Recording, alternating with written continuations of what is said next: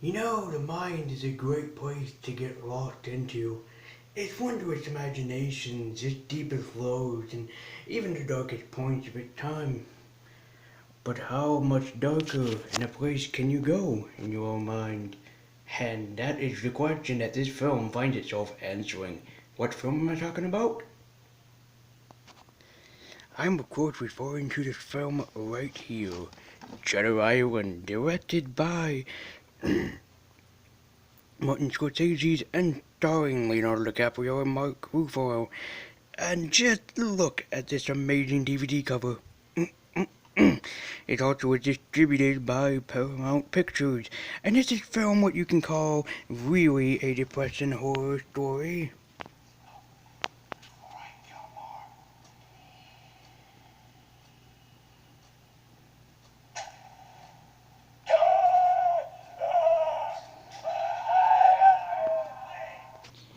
Why, of course it is, and of course we're gonna talk about it. I mean, it doesn't just say on the box, intense, gripping, and unforgettable for no good reason. So let's travel to Shudder Island together and see what they have for us, shall we? Our movie begins in the great year of 1954. Wait, 1954?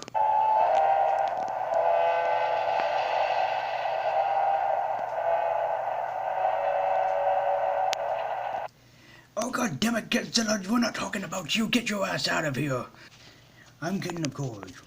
We are joined by Teddy Daniels, played by Leonardo DiCaprio, and Mark Ruffalo, who plays Dr. Detective Owl, as they are traveling to an island called Shudder Island to solve a mystery. What mystery?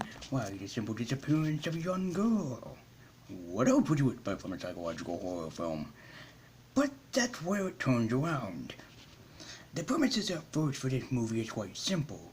They travel to Shudder Island, a place where lunatics run free, wild, and rampant, and supposedly experimented on, but there is a lot more behind the scenes.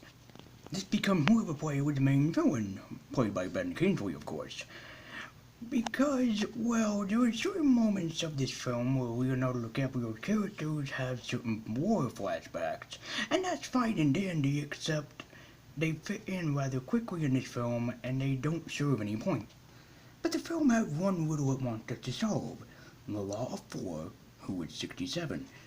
The riddle in question is trying to figure out who is the 67th patient in this film, and believe me, it kind of doesn't come to a shock when it is revealed. But that's the part at point. They try to figure out where Mrs. Rosario had went to and exactly what happened to her. But here's the biggest influence. They try to play it off like nothing happened. It's not because of the characters or because of the writing in this film, but it's probably something more where they all pretend that, well, this woman never existed. But technically speaking, she did. But the movie, of course, pointed out as even something far, far more sinister is wrong with the island and the people that surround it. And as the case goes on, it becomes more obvious probably what this film was inspired by. Do you need any clues?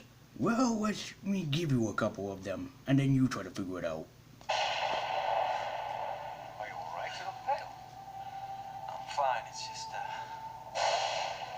boss, you okay? It's just so goddamn bright.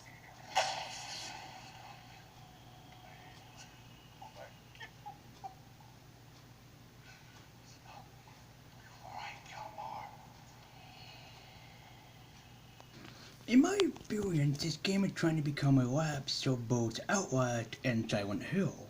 Trying to play it out that it's not exactly all happening to them, they're just experiencing this. And what's more is that this is mostly happening in Leonardo DiCaprio's character's head, though I won't spoil it. But when he does end up finding out what is the truth behind the island, he ends up going to experience it. But this is probably what the biggest impact of the movie is: the flaw of the mind. If you really stop and think about it, this film explains it quite well. When Leonardo and Mark Ruffalo get to the island, they end up discovering that it is kind of bright, nice, and, but with a little dark foreboding atmosphere. Later when it's raining, I guess you could say that it's more of like the dark and depressing side of the mind. Some dark and sinister thoughts that something is about to forebode or be foretold upon our characters. When the storm really rages in, it's more of like the mind kind of giving you off some danger zone vibes of something's not right and you should leave this place while you can. And lastly, when they're inside the asylum house, it's more or less of the most darkest and most sinister place that your mind can go, of almost insanity or sometimes even criminal insanity, which is how this film decides to play it out, like your mind going crazy. And that actually works out for the best. But then becomes the problem of what really happens in the film when Leonardo meets up with Rosario, the woman who escaped. But there is one line that really takes it into experience of what's going on in this film. We tested patients on Shudder Island. No, they won't. No. Why, yes, of bloody fucking course. They tested out patients upon the island and manipulated them into becoming mind slaves. Why did they do this? So they can have people going around and manipulating other people because why the hell not? Yet, I'm sorry, but trying to manipulate people to get what you want in order for them to become your mind slaves is in fact kind of the entirety and pointlessness of the film, and that's where it takes me out of the experience. But it is believed that during war times that this did happen, that people would end up manipulating other people in order to turn them against their own fellow man and call them traitors. That's fine, but that's during war. Using it upon hundreds of thousands of patients just to give them a vibe of going criminally insane, it's not showing traitors, it's showing how venomously evil that you people are. But it's at the ending where this film really ties everything together. But again, I won't spoil of what happens, you just have to take my word for it that it does actually become a little bit better, in my opinion, towards the end, up until that big frickin' end reveal happened through a flashback, and it ends up telling you what's entirely happened, and basically just ruined the whole goddamn fucking film because of that reason.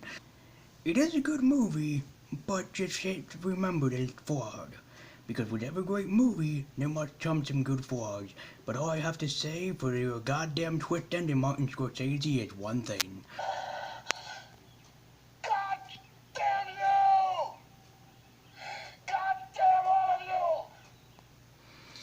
Hey everyone, you watched my video, thank you so much. And if you enjoy me talking about this series of the mind and how this fits in with all the whole mind play, be sure to like, comment, and subscribe if you haven't already. And I always want to say thank you so much for watching, and you can follow me at Twitter in the description down below in case if you want to. And as always, thank you so much for watching and being a subscriber and just in general being a fan and a friend. And I hope to see you next time.